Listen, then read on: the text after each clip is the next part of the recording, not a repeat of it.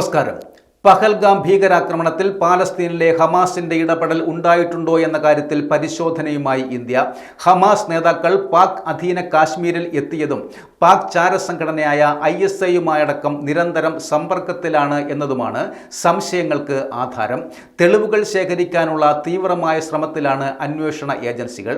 ഹമാസിനെതിരെ തെളിവ് ലഭിച്ചാൽ അന്താരാഷ്ട്ര വേദികളിൽ ഇന്ത്യ ഇക്കാര്യം ഉന്നയിക്കും. അതേസമയം പഹൽഗാം ആക്രമണം ചർച്ച ചെയ്യാൻ ഇന്ന് സർവകക്ഷി യോഗം വിളിച്ചിട്ടുമുണ്ട്. ഇന്നലെ ചേർന്ന മന്ത്രിസഭാ സമിതിയുടെ തീരുമാനങ്ങൾ പ്രതിരോധ മന്ത്രി വിശദീകരിക്കും.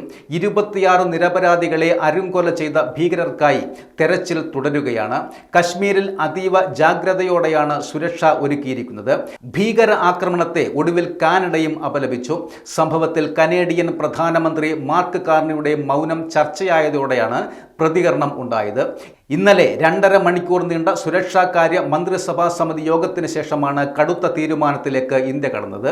സിന്ധു നദീജല കരാർ മരവിപ്പിച്ചു. വാഗ അട്ടാരി അതിർത്തി പൂർണ്ണമായും അടച്ചു. പാക് പൗരന്മാർക്ക് നൽകിയിട്ടുള്ള വിസകൾ റദ്ദാക്കി. ദില്ലിയിലെ പാകിസ്ഥാൻ ഹൈക്കമ്മീഷനിലെ ഡിഫൻസ് അറ്റാഷേമാരെ പുറത്താക്കി. ഇന്ത്യയുടെ ശക്തമായ നടപടിക്ക് ഭീഷണി സ്വരത്തിലാണ് പാകിസ്ഥാന്റെ പ്രതികരണം.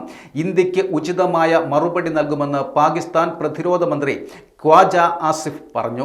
തങ്ങൾക്ക് പങ്കുണ്ടെങ്കിൽ ഇന്ത്യ തെളിവ് നൽകണമെന്ന് പാകിസ്ഥാൻ ആവശ്യപ്പെട്ടിരുന്നു. ഇന്ത്യയുടെ തീരുമാനങ്ങൾ അപക്വമെന്നാണ് പാക് വിദേശകാര്യമന്ത്രി ഇഷാഖ് ധർ പ്രതികരിച്ചത്.